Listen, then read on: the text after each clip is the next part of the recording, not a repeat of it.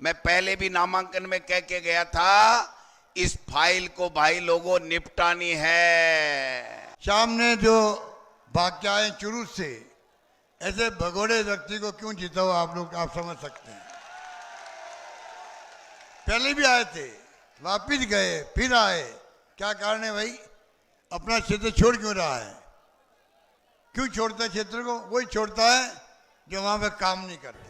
स्वागत है आप सब लोगों का मेरा इस YouTube वीडियो में।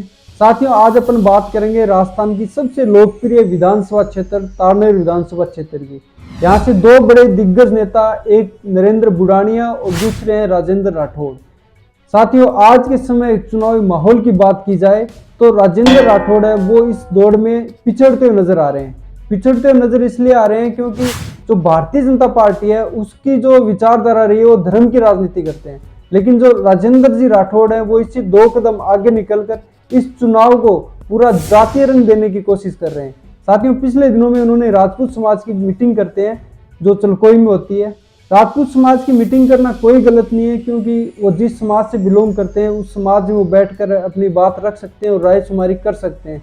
लेकिन उस समाज की इस मीटिंग में उनके बेटे पराक्रम जी राठौड़ एक बात बोलते हैं कि आपके नाम के आगे अगर सिंह लगा हुआ है तो वो आपका काम हाथ पकड़ के करवाएंगे। अगर नाम के आगे सिंह नहीं लगा हुआ है तो क्या पराक्रम जी राठौड़ किसी आदमी का काम हाथ पकड़ के नहीं करवाएंगे? इसका जवाब पराक्रम जी राठौड़ को जरूर देना चाहिए।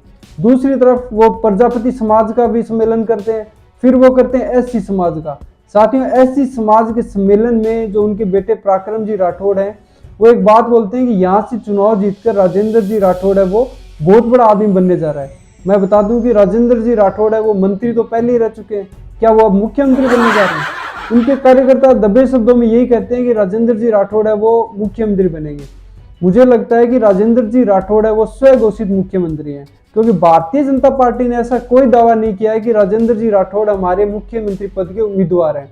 इसलिए ये स्वघोषित मुख्यमंत्री हैं। वो एससी समाज के सम्मेलन में ये बात बोलते हैं कि इतने उन पे एससी समाज पे अत्याचार हुए, तो उन्होंने कितने अत्याचारों के खिलाफ धरना प्रदर्शन किया, कितने अत्याचारों के खिलाफ उन्होंने सरकार को घेरा, जबकि वो विपक्ष में भी रहे हैं। सिर्फ बातें करना और धरातल पे काम नहीं करना ये भारतीय जनता पार्टी की हमेशा फितरत रही है। उनको लगता है कि वो सरकार में आ जाएंगे। साथियों, इस प्रकार जातीय जो सम्मेलन करना, एक भाईचारे को पूरे जो 36 कौम का है उसको खराब करने का काम ये यहाँ पे करने की कोशिश की जा रही है, लेकिन वो इसमें सफल नहीं होंगे। क्योंकि मेरा उस समय और उस तारीख का इंतजार रहेगा कि राजेंद्र जी राठौड़ जाट समाज का सम्मेलन कब कर रहे हैं, क्योंकि सभी समाजों का सम्मेलन करो तो जाट समाज का भी सम्मेलन शायद आप करोगे, लेकिन मुझे नहीं लगता वो ऐसा कुछ करेंगे। तो नरेंद्र बुढ़ानिया ने जो काम किए वो किसी जाति विशेष के लिए नहीं किए, चाहे नहर जुड़ाने का काम हो, चाहे नेचर पार्क हो, ऐसे काम उन्होंने किए वो 36 कौम के लिए काम किए। इसलिए राजेंद्र जी राठौड़ है वो 36 कौम को साथ लेकर और 36 कौम के जो काम करने की आप बात कीजिए। इस प्रकार जातीय डिवाइडेशन का काम आप मत कीजिए। जो हरियाणा में जाट से अदर करने की बीजेपी ने कोशिश की थी, उसी कोशिश को यहाँ पे भारतीय जनता पार्टी एंड राजेंद्र जी राठौड़ द्वारा तारनेर विधानसभा क्षेत्र में करने की कोशिश की जा रही है। इससे पहले आप 2008 में जब यहाँ से जीत के गए थे तो आपको 36 कौम ने आपको वोट दिया था। उस समय आपने जातीय जो सम्मेलन क्यों नहीं किया?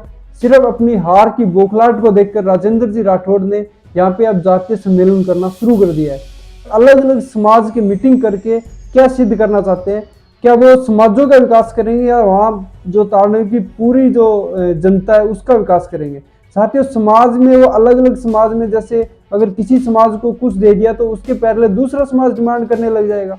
इसलिए उनको अगर विकास ही कराना है तो पूरे तारनेर की जनता का विकास कराना चाहिए। जैसा कि नरेंद्र बुढ़ानिया ने नहर का निर्माण कराया, अब वो नहर किसी पर्टिकुलर समाज के पास थोड़ी होगी, वो सभी की नहर होगी। चाहे आप स्कूल कॉलेज की बात कर लो, चाहे जो पार्क बनाए वो 36 कौम के लिए जो पार्क बनाए। और दूसरी तरफ आज एक बहुत बड़ी रैली जो राहुल गांधी आए थे तारनेर में नरेंद्र बुढ़ानिया के वोट मांगने के लिए, वो काफ़ी सफल रैली रही थी और काफ़ी बड़ी संख्या में यहाँ पे लोग पहुंचे, और जिसमें युवा से लेकर तमाम बुजुर्ग, नौजवान सभी लोग इस रैली में सम्मिलित हुए। साथियों, आप क्या सोचते हो इस वीडियो के बारे में? और जो तारनेर विधानसभा क्षेत्र से हैं तो आप अपनी राय जरूर रख सकते हैं। और अभी हाल फिलहाल वहाँ पे क्या माहौल है आप भी अपने एरिया का बता सकते हैं। आपका बहुत बहुत धन्यवाद।